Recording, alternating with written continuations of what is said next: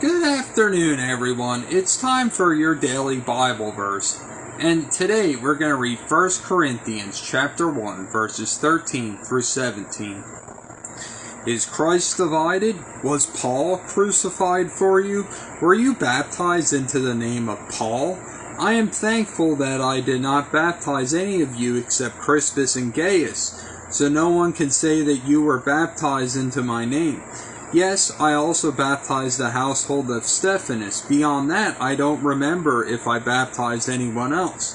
For Christ did not send me to baptize, but to preach the gospel, not with words of human wisdom, lest the cross of Christ be emptied of its power.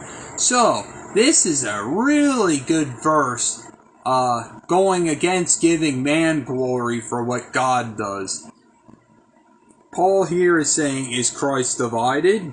Was Paul crucified for you? Were you baptized into the name of Paul? He's saying no. All glory goes to God for his work. The only thing Paul did was allow himself to be used by God and become an apostle. Because Jesus appeared to him on the road to Damascus and convicted him of how he was living before, persecuting his people, and he changed and became one of the apostles and wrote much of the New Testament.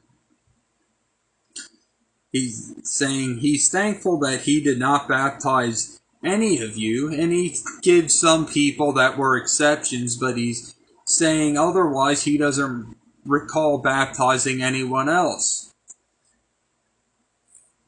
He said, and he goes on to say, for Christ did not send me to baptize, but to preach the gospel, not with words of human wisdom, lest the cross of Christ be emptied of its power. He's saying he wasn't sent to baptize. He was sent to preach the gospel, preach God's word.